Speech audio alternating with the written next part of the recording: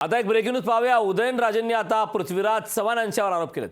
शेतकी कॉलेजला चव्हाणांनी परवानगी नाकारलेली। पृथ्वीराज चव्हाणांनी प्रस्तावावर सही केली नाही। चव्हाणांनी उदयनराजेंचे आरोप देखील फेटाळले। शेतकी कॉलेजच नव्हे तर पवन चक्क्यांचे प्रस्ताव पृथ्वीराज चव्हाण मुख्यमंत्री असताना साताऱ्यातल्या शेतकी कॉलेजच्या प्रस्तावावर त्यांनी सही केली नाही असा आरोप खासदार उदयनराजेंनी केलाय। शेतकी कॉलेजला जमीन लागत होती। सातारा जिल्ह्यात सरकारी जमीन असतानाही पृथ्वीराज चव्हाणांनी शेतकी कॉलेजच्या प्रस्तावाला परवानगी दिली नसल्याचा आरोप उदयनराजेंनी केलाय। उदयनराजेंच्या आरोपांना पृथ्वीराज चव्हाणांनी हे उत्तर दिलंय। तर उदयनराजेंनी कॉलेजचा प्रस्ताव कधीच आणला नाही।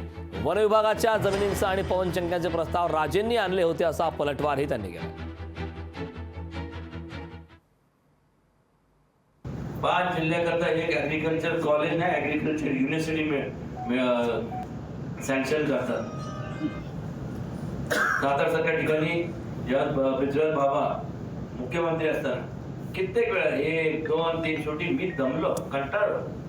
म्हणलं बाबा प्लीज सही करा म्हणलं। जागा कुठे?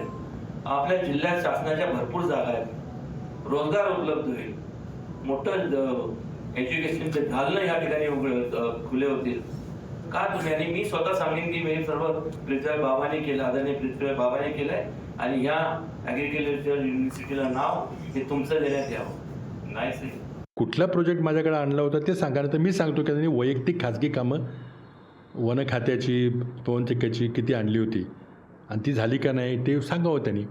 तर त्यामुळे आता मला वाटतं अशात उणजोडे काढण्यात काही अर्थ नाही। धोरणात्मक बाबीवर चर्चा झाली पाहिजे। उमेदवारावर तुम्ही वैयक्तिक टीका कालपासून चालवलेली आहे।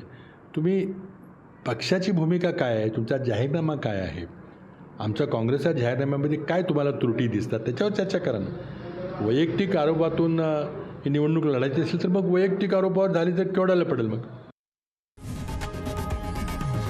लोकशाही मराठी ऐका, पहा, जागरूक रहा।